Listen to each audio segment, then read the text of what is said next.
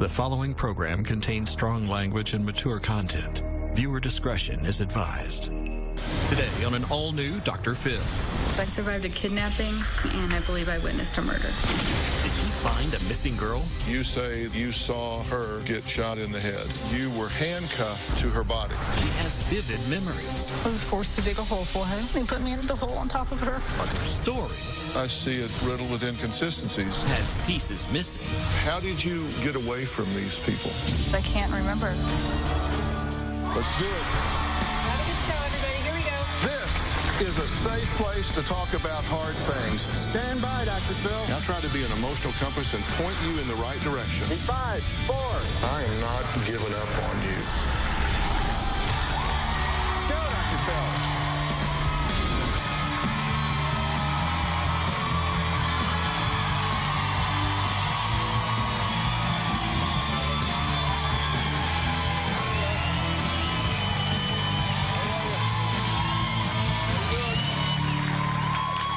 You know, I have to say, as parents, our greatest worry is always about our children, right? That someone would take them, hurt them, abuse them in some way. That's why the details in today's story would be a parent's worst nightmare. We're talking about abduction, sex trafficking, witnessing a murder, and then making an escape. Well, Lauren says that this horrific-sounding ordeal really happened to her. It was 10 years ago when she says she was kidnapped at gunpoint at her house and then immediately sold into sex trafficking. While held against her will, Lauren says she witnessed a murder, but somehow ultimately managed to escape after 8 days. So why didn't she go to police right away? Well, she claims that she just simply didn't remember anything about the abduction until 5 years later. Did it happen? Did it not happen? Well, that's what we're trying to get to the bottom of today. Even Lauren sometimes questions herself.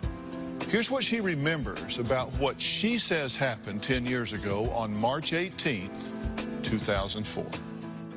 I survived a kidnapping, human trafficking, and I believe I witnessed a murder. I was coming home from work. I was walking up to my front door, and then instantly, people were behind me.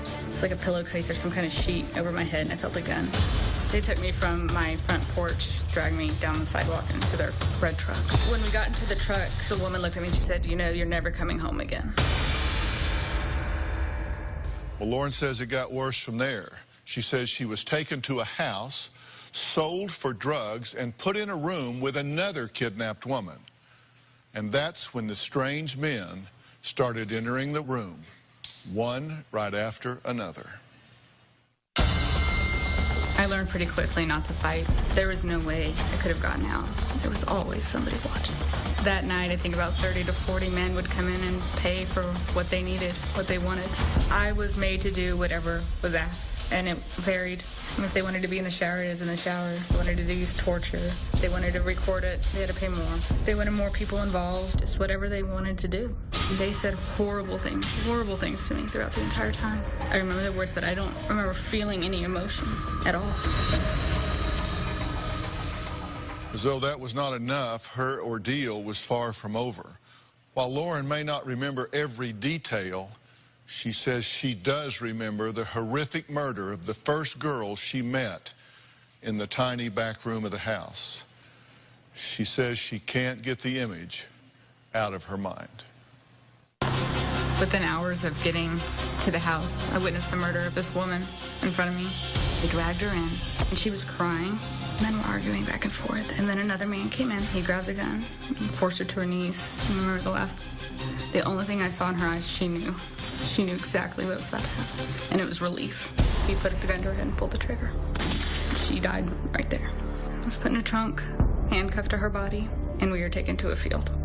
That's where I tried to run. It caught me. I had to dig her grave. They dismembered her when she was put in the grave, and they assaulted me, all of them. I did doubt myself for a while. Everybody tells me it's so unbelievable. I can't find anybody else that survived it, and I don't know anybody else who's gone through it. All right, Lauren is in disguise, and her name has been changed because she is afraid that someone from the sex trafficking ring is still out there and could find her. Now, she has requested that her therapist, Brian, join her, so he is here with her as well. So, Brian, I appreciate your being here as well. You have a good faith belief that you were abducted on March 18th of 04 at 7:38 p.m. And you say three people came up behind you as you were on the front porch going in the front door. Yes, sir. They put something over my head, and then I felt a gun on my neck. There was a woman, and she said, you know you're never coming back here again. She said, you know you're never going to see your family again. What did you think at that time? Did you realize you were being kidnapped, abducted? What did you think was happening? It happened so fast. I mean, I don't remember thinking much. I feel like I just reacted. I just knew I couldn't fight. And so you're in the back seat, yes, right? They have you pushed down, all right? And you said they went to a fast food restaurant nearby, right? Yes. You went through a fast food drive-through. You said it was like 2 miles from the house. It was very close to the house. Okay. And you were actually sexually assaulted in the back seat Yes. of the truck, just straight off. Immediately. So you had to know whatever's happening here, this is not going to be good. That's correct. Okay. That's correct. Then you're taken to a house and you actually see them sell you for drugs. Yes. And there were a lot of men inside this house. You say 9 to 10 men. Just scattered throughout the house. Yes. Yeah, you said mostly men, actually. Mostly men. You're put in a back room, and this is where you saw another woman that had clearly been abducted. Yes. At this point, you said they began to sell you. Men were coming, they started showing up and coming to the door, and you said between 8 or 9 o'clock that night till 3:30 or 4 the next morning, there were 40 to 50 men. Yes. That just kept coming one after the other after the other. That's correct. What did you say? I tried to say something once, and I was immediately told to stop talking. I was told not to cry and not to talk. Mm-hmm. I was constantly watched by somebody with a gun. And there was another girl in the room when you got there that had clearly been abducted. You said it looked as though she had been there a while. Yes. And did you two talk? I don't remember actually conversing much with her. I remember her talking, kind of mumbling a lot. Did she leave that house? She did not leave it alive. Tell me what happened. We were in the room, and she got pushed in by one of the men, and they pushed her onto her knees, and they held the gun to her head, and they were arguing. And I remember the gun being passed back and forth. And then another man came up and he goes, I'll do it. And he put the gun to her head, and I remember her making eye contact with me. And I know I was the last person she saw. And the only thing I can see in her face was she knew it was over. And it was relief. And they shot her. And what did you do? He came over to me right afterwards, and he put the gun to my head, and he pulled the trigger. It didn't go off, and he started laughing. He goes, "You're nothing but target practice to me now." And then he walked away, and the other men were in there. Let's take a break. When we come back, Lauren says she doesn't remember how she got home after 8 days in captivity, but she did.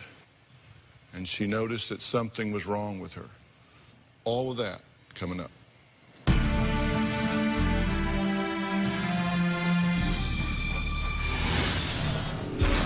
You saw a very young baby skinned alive and burned in a fireplace. I still hear her crying. I just feel responsible for her death.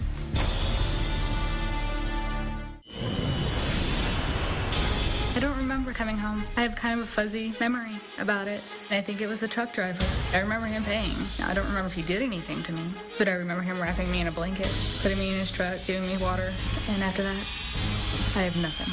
I have no idea how I survived. Lauren says when she was 20 years old, she was abducted by 3 people outside her family's home on a dark night in March of 2004. She said she was traded for drugs, sold into sex trafficking, and witnessed a murder, all in the 8 days that they had her in their clutches. Now, Hannah is joining us and is Lauren's mom. What do you think's going on here? I believe something has definitely happened. I've believed her from the day she told me something's happened. I'm confused about the timelines. Some horrific things have happened here. One of the things that you reported is that while you were abducted, you saw a very young baby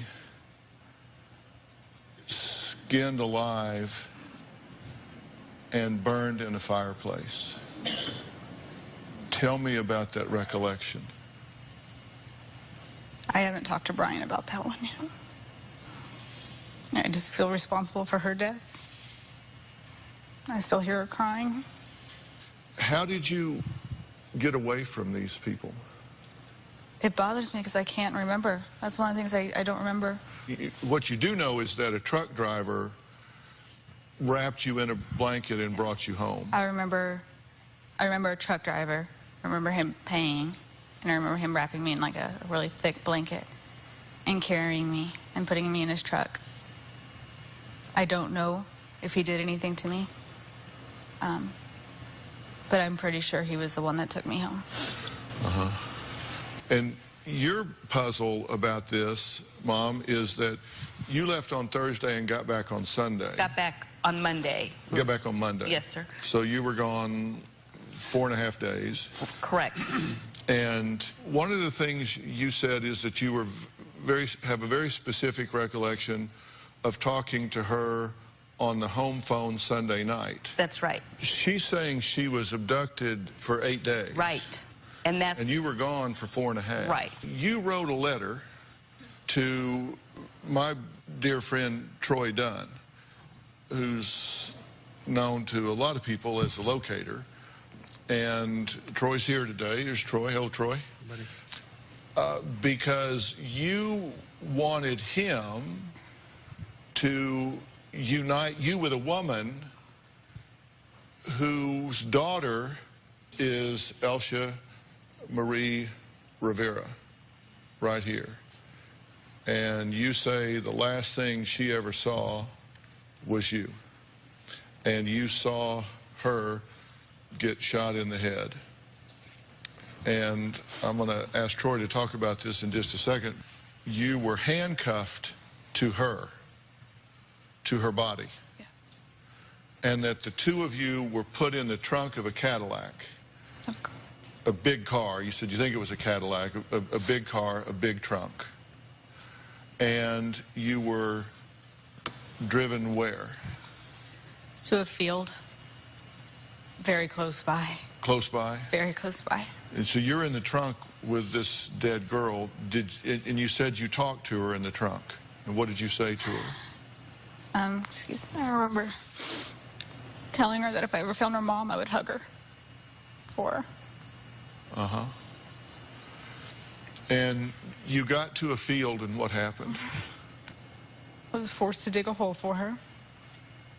They dismembered her in the field. And then into the hole. They dismembered her body? Yes, sir. And did what with the body parts? Went into the hole. Put them in the hole. Okay, and then what happened? I tried to run away. I thought I could get away.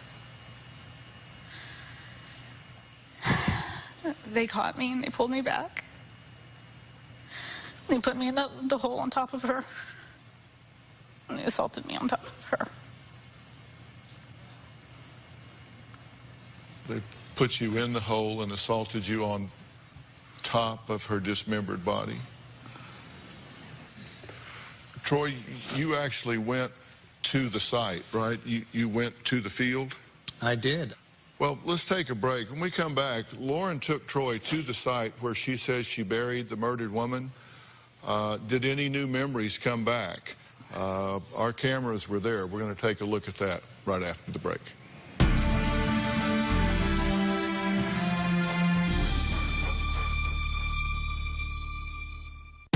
If you were going to do a horrific act like the one that she describes, this is the place you would do it. You do believe Alicia, as you call her, is buried right in this area. Just hard to pinpoint exactly where, but I know it's around here.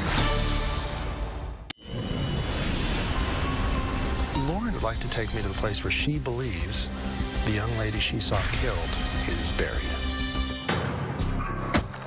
Well, you weren't kidding when you said it was out in the middle of nowhere. Yeah, it's isolated.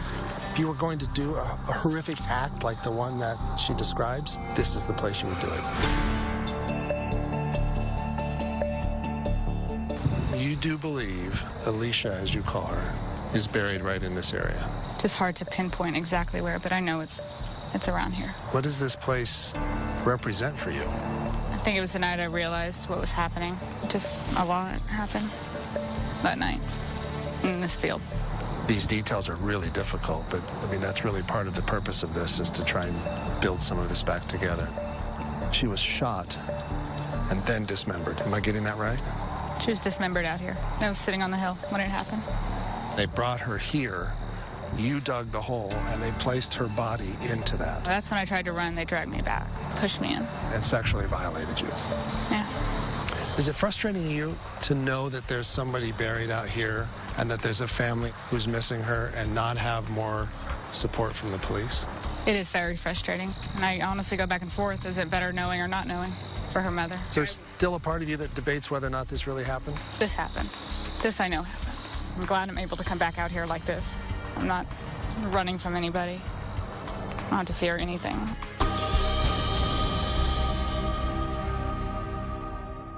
So, Troy, she was very certain about that. She was. She was very certain about it. She was, you know, when we were in the location, she got very nervous and uptight and fidgety, and her breathing changed. And, you know, none of these things are my expertise. As an outside observer, it was clear that she was uncomfortable in this location. Why not dig up the site? I asked this question, you know, I've been working on this for weeks, and I've had the police reports sent to me. I've made calls to the therapist. My whole team is divided on whether they believe this happened, didn't happen, believe she believes it. It's been chaos inside our office. Hell, I've got a shovel. We've talked about this. I said, I don't understand. If somebody said that there was a body buried here, you'd think there'd be 10 people, you know, shoulder to shoulder with cadaver dogs going through the place. But that was 10 years ago. I don't know. That's a really good question. Dr. Phil, that's part of her frustration, is that nobody would listen, nobody believed. This young woman deserves to know the truth. I agree. You want to know the truth about what's going on, right? I'm trained in different ways. One of them is in forensic psychology, and I've gone back and done an objective analysis of what you've said and compared what you've said in a lot of different ways, and I want to take a look at that. You told one of our production staff that you were abducted at gunpoint by 3 people, 2 men and 1 woman. You told your good friend that you, in fact, were abducted by 3 men. I don't remember. You told Troy you were abducted at knife point in the driveway. I remember talking to Troy about that, and that was just... You told the producers that they put a pillowcase over your head and a gun to your head, and you told your mother you were taken into the home with the abductors, and you told me you were put into a red four-door pickup, but you had a pillowcase over your head. You say you were gone for 8 days, and your mother says she was only gone for 4.5, and she talked to you on the 3rd day on the home phone.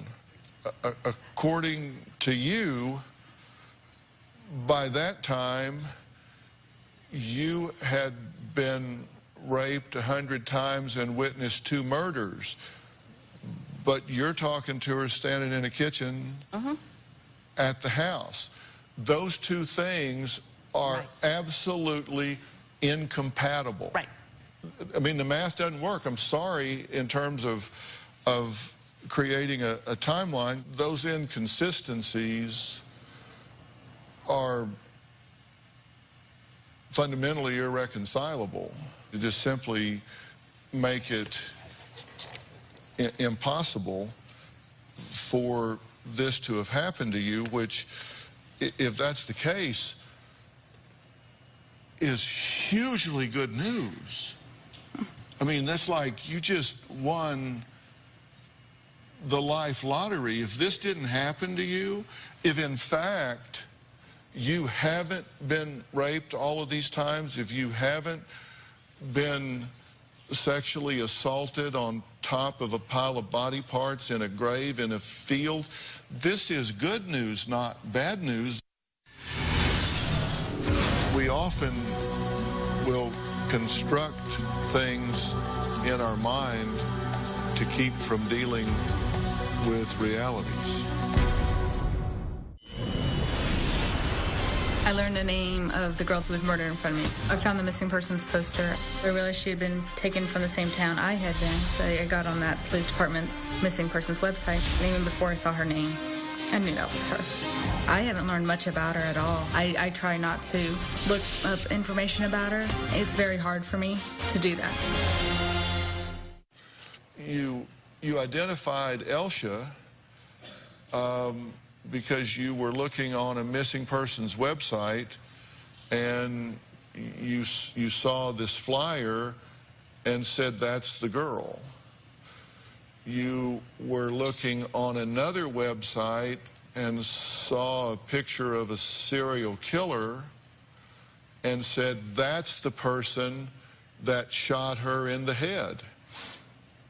That's the guy. And then you said you saw that guy after you had escaped in a parking lot,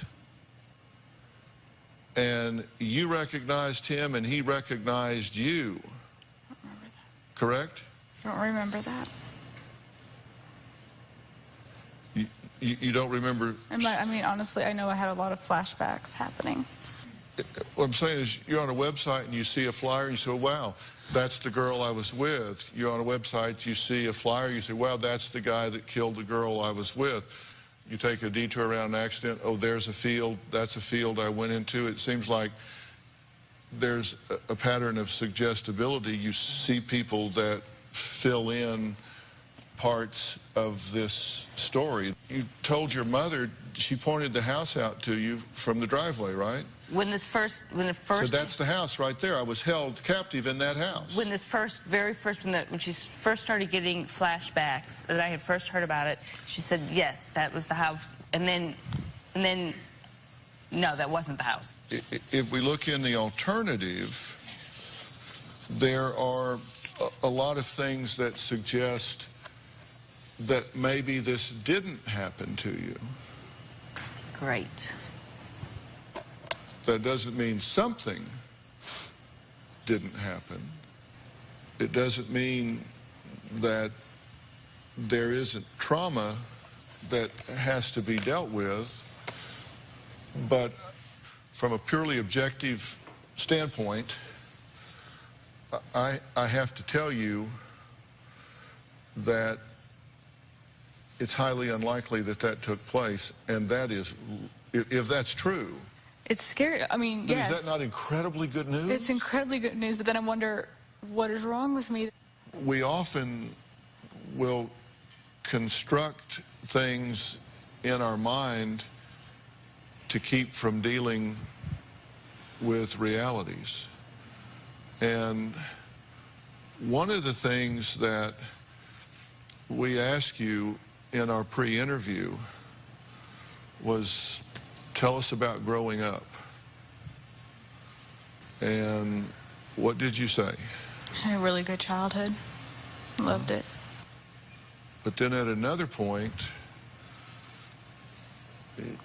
you talked about an incident that wasn't really wonderful. That's where it all started. That's the first. I don't feel like that bothers me at all, though. I hope that's right. All right, when we come back, we're going to find out what happened when Lauren met with Jack Tremarco to take a polygraph exam. Plus, Lauren will meet Elsha's mom for the first time. We'll be right back.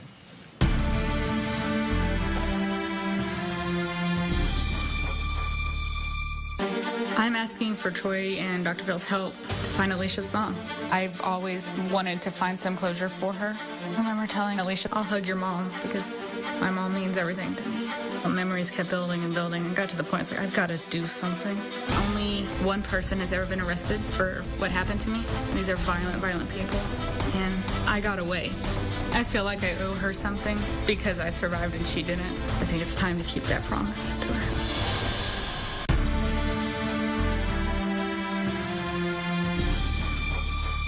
In 2004, Lauren says she was taken from her home and sold into sex trafficking for 8 days.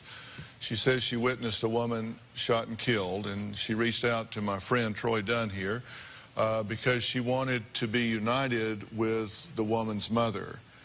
Now, before we started the show, I went backstage and sat down with Elsha's mom, Elizabeth, to prepare her for what was about to happen.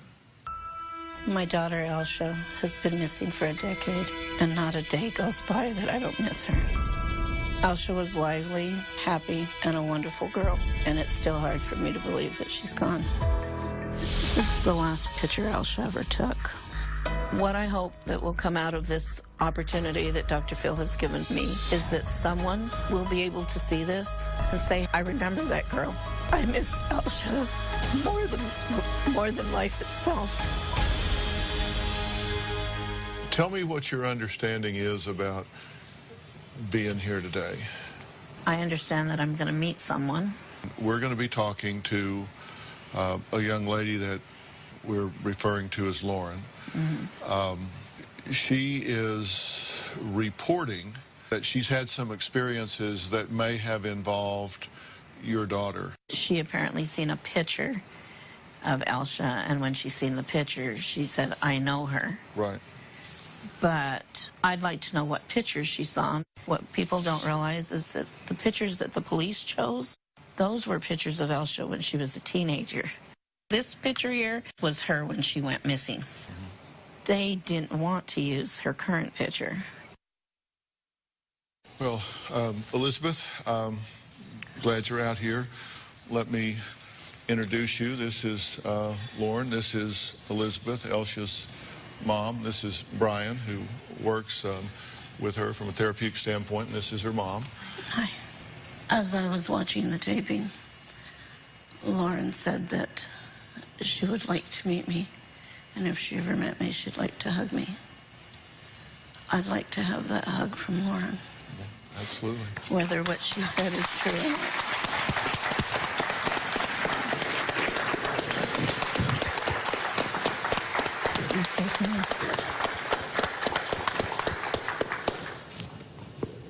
It's okay.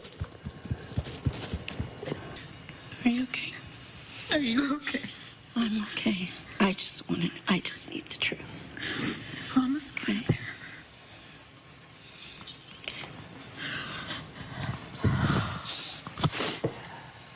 You said to her, you're just after the truth here, and what did you say to her? I promise I was there. Mm-hmm. If nothing else happened, I know that's happened. I just remember seeing her so vividly. Remember that. It's really important to me for you to understand is that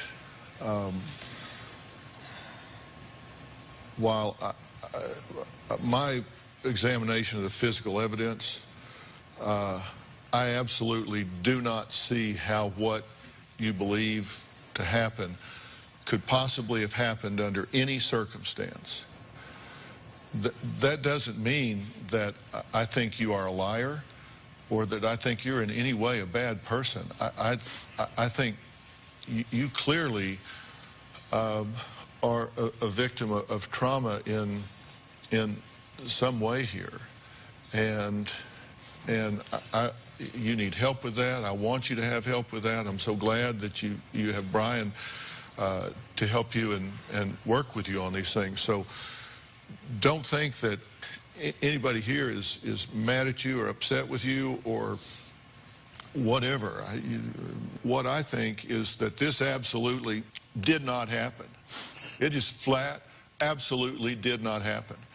And I think what you've done is you've constructed this to help you deal with something that did happen that you've not admitted to consciousness at this point, that you're not ready to deal with. And I don't know what that is.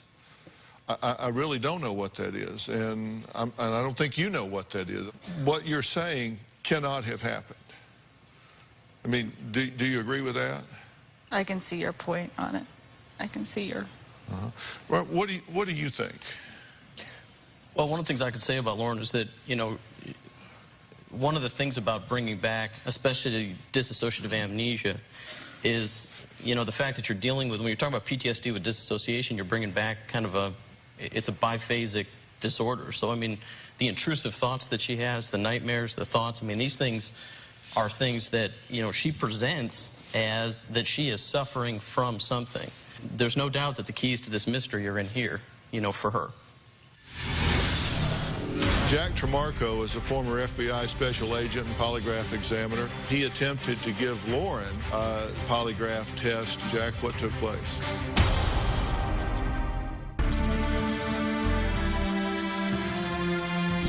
Jack Tremarco is a former FBI special agent and polygraph examiner.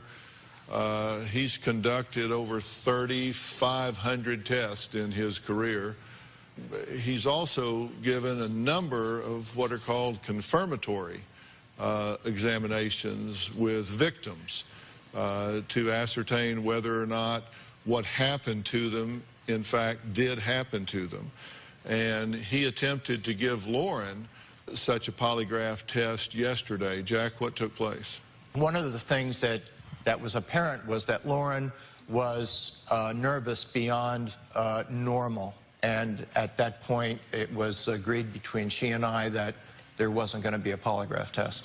And again, I want to emphasize, you haven't done anything wrong here, and nobody's suggesting you've done anything wrong here. You're on a quest for answers and information yourself, right? And you know that's what we, that's what we want to help you do, is get that information. And you wanted to meet Elizabeth, and you've had the opportunity to do that, and you've wanted to raise the flag about the reality of sex trafficking in America. And sadly, we know there is no debate about the reality of that tragic phenomenon in America. So we've done 2 out of 3 in that regard, and the third one is something that I really want you to continue to seek answers for, because I think you want to know. I think you want to know what happened to you, and I hope I'm right. I hope this didn't happen to you. I know something has happened. I hope I'm right that this didn't happen, because that means when you get to what did, it's got to be something that is more manageable than what we're talking about here. One thing that I would like to offer the two of you as a resource. This is Miles Adcox down here. He's the owner and CEO of OnSite, which is a really great program that we've worked with a lot in Nashville, Tennessee. That's really a kind of a therapeutic retreat that does everything from equine therapy to other type things for people that want to call intensive timeouts from time to time.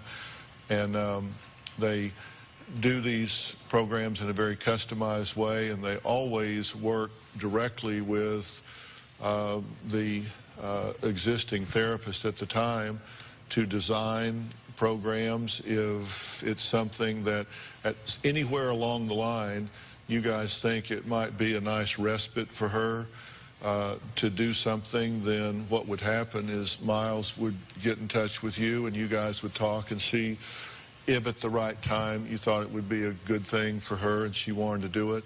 Then Miles, you guys would talk, right? That's how you would work that? Absolutely.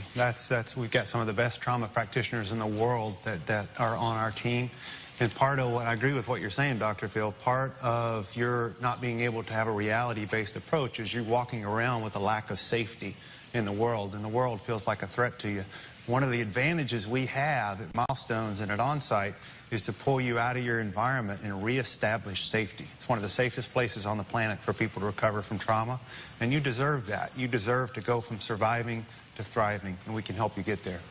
Yeah, and you and Brian should talk back there, and we just wanted to make it available to you as our gift to you, and we certainly wish you the best going forward. I want to turn our attention to Elizabeth's precious daughter here. If you have any information about Elsa Rivera, whose picture we have up, then please contact the Texas Department of Public Safety at mpch@dps.texas.gov. So take a look at this. We're going to have a link to this on our homepage today. And if you have any questions about human trafficking, then contact Homeland Security's website, dhs.gov/blue campaign. And again, we will have that on our website as well. I want to thank my friend Troy Dunn, whose book, Family, The Good F Word, is out right now. By the way, it's published by Bird Street Books and is one of our publishing companies and is available on Amazon.com. And if you want Troy's help in reuniting with someone, he and his team can be reached at TroyTheLocator.com. We'll be right back.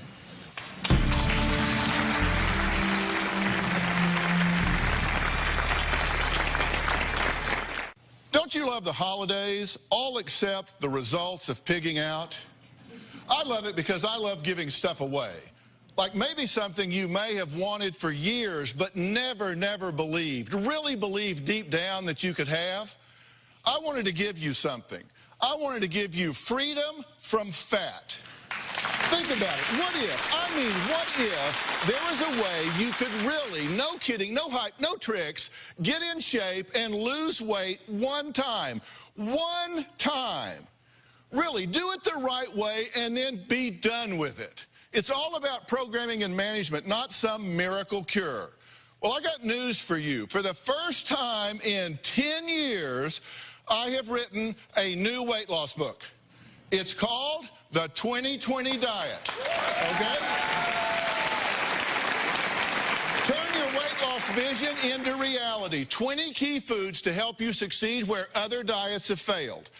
I'm going to give you 20 foods for 20 days that can help kickstart your metabolism.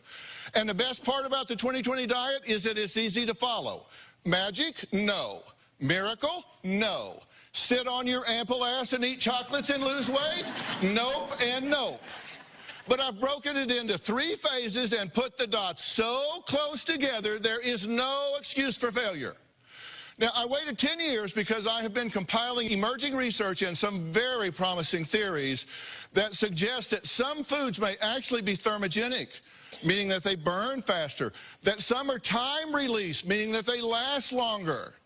Certain types of exercises done in certain ways may be a whole lot more efficient. You give me 2 or 3 months and some real effort, and you will not believe the results. One user of the 2020 diet went from this to this. And another went from this to this. So in the spirit of giving, every single one of you in the audience is going home with your own copy of the 2020 diet.